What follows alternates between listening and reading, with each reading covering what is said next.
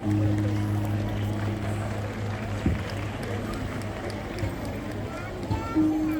Fauji's have basically two words, that defines good mornings, good nights, good evenings, good days. But the only underlying factor is that this has to be reciprocated. So as I utter, it would indeed be an honor if I can have this august audience repeat it after me. Jai Hind! Jai Hind! Thank you so much. Honorable Chief Guest of the Day, Lieutenant General NP Padhi, PVS and VSN, retired. The esteemed founder of this wonderful educational establishment in absentia, the beautiful and beloved Mrs. Mala Mishra from VC, DPS Kalinga, in whom I always find a home, the dynamic, and of course, my sole advisor when it comes specially to parenting, Mrs. Anuradha Rakshan, Principal DPS, the Executive Trustee, the Vice Principals, the amazing teachers, your parents like me, and of course the wonderful students who study here. Now I know after this I'm definitely going to get a debrief because somewhere amongst you are my two, I call them devils, somewhere amongst you are my two devils and my mother. So like a true woman in blue, I'm going to keep it short, swift and precise. Somewhere down the line, there's a poem by Robert Frost. When I was a student, I had, studied it. To quote, somewhere ages and ages hence, two roads diverged in a wood, and I took the one less traveled by, and that has made all the difference, unquote. It is indeed a privilege to have been considered worthy enough by this amazing school, this amazing institution, for sharing space with such an illustrious chief guest and to put forth a few thoughts of mine. Because unlike the description that I am supposed to be an ideal parent, honestly speaking, deep within, I feel at times guilty of not taking care of my girls the way I should. Why? Because I'm off so fast and family later. Now, while the school prepares children for academics, for personal development, for enhancing their aspects in various domains of their developed stages, there is one more thing that the school does, and specifically this school I have found doing it, bringing in a lot of changes, and that is preparing these children for the biggest, or rather the mother of all examination. An exam that has no sample papers, an exam whose template is never the same, an exam which has to be faced by every single individual, and that is the exam of life. As we go back in time, as a Fauji, there is one statement that always stands true, and that is by the revered strategist Sun Tzu, who said, the supreme art of war and winning it is not by actually fighting it. Now, what does war have to do over here?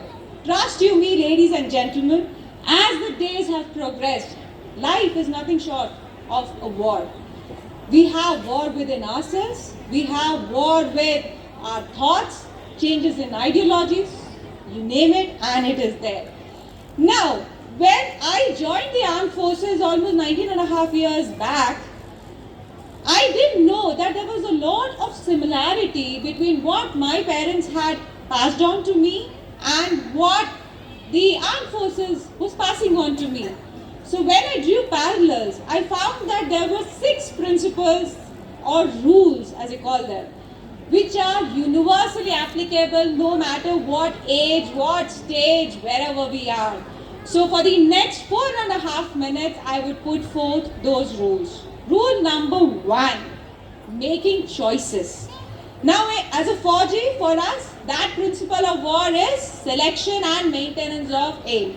So my dear children, whoever is sitting here, or all of you are listening to me, you should have a purpose in life. You should start planning what you want to be. If you want to be the musician, be the best that can be. If you want to be an artist, be the best that there can be. If you want to be a researcher, go ahead, go on. But to do that, selecting that particular choice or making that particular choice is not enough. You need to maintain it. And as students, it becomes very important that you continue study and learning, no matter what distractions. Dear parents, my humble request, especially those of us who are working, we always have this guilt, like I said, that we are not giving enough time, enough attention to our children. But trust you me, we compensated with a lot of materialistic things. But that is not what the children want. In fact, there is one simple thing, no matter how short of time we are, that we can do. I found it useful. I hope it will help you all too. And that is learning the art of listening. Everybody hears. You know, you can have the TV on one side, your phone on the other side, and your child can keep talking. But it is only when we start listening to them, we can understand what they are actually going through in their personal lives. Very easy to have a smile on the face. But what goes on internal, only a mother or a father can understand, provided he or she listens. Rule number 2, doing what is right, especially when nobody is watching. In the armed forces, we call it integrity. It is always easy to make the choice of the easiest wrong, because it's very easy. But to choose the hardest right is the most difficult one. Separating between what is right, what is wrong, depends on the kind of choices that you make. So, rule number 2 follows rule number 1. Third, or rule number 3, choose your battles. You know, we have this ability to react and speak anytime, especially the Gen Z or Gen Alpha, I don't know what the latest generation is called. My parents are supposed to be baby boomers, and I'm supposed to be Gen X as per my child. Then you have millennials, so on and so forth. So the ability of the modern generation is to immediately react. How many likes you get, how many hearts you get on Instagram, how many comments, how many reposts on X, that is what governs the life of majority of those who are a part of the social media circle or vicious circle. Now, reacting to everything and anything is not worth it. Because, like I said, life journey is different. Our battles are different. So why waste time on the small battles and instead focus on the bigger picture, that is the actual happening which deserves our attention. So dear children, again reiterating, right now is the age to study. So please focus on what is required of you. I know I sound like an agony aunt because I am right now very, very jittery. My elder daughter has her 10th boards coming up. So though this rule is exclusively applicable to me, but notwithstanding, I hope it works. Now rule number 4, safety and security, again universal. The world is beautiful because it connects people. Thanks to social media, you have friends. I mean, lucky me, despite staying in places like Guwahati or Wellington or in all over the countryside, I've been able to connect with my school friends, with my college friends. But unfortunately, we do not know who our true friends are behind that photograph. So please be very, very careful, especially when it is online. Dear parents, I know the easiest way is we give our gadgets to our children, but required to monitor the same. Trust you me, we do not know what unknowingly our children click and what becomes very dangerous. Now in this case, I'll cite my children. My daughters call me Hitler at home because no social media allowed to them. Unfortunately, because of the online schooling that happened thanks to COVID, they did get gadgets, but everything is literally remote controlled by me.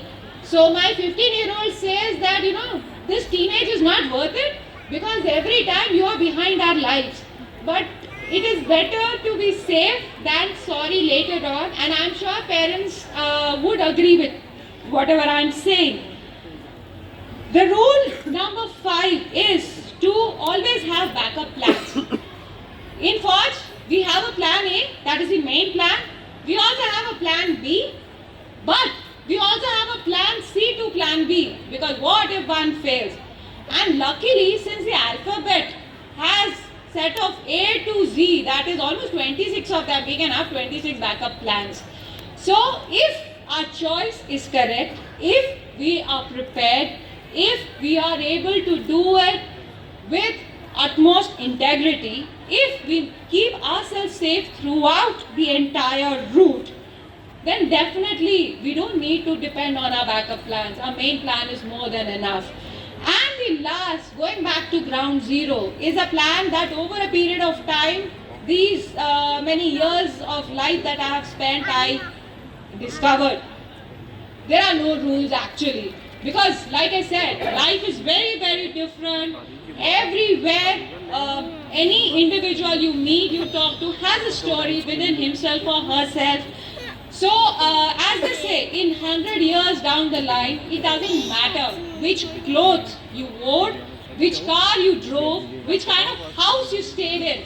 What matters is what kind of a person you end up becoming. And as parents, I'm sure each one of us wants our children to be the best in whatever they are doing. So before I sum up, may I again humbly request this august audience to put your hands together for this amazing institution that is giving a lot of opportunities to our children to grow and prosper. So to the school, to the teachers, to the team.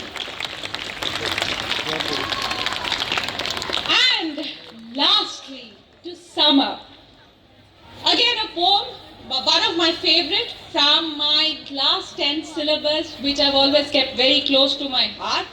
But yes, keeping gender neutrality in mind, changed it a bit. If you can fill the unforgiving minute with 60 seconds of distance run, yours is the earth and everything in it. What's more, you'll be the best human. Thank you and Jai Hind.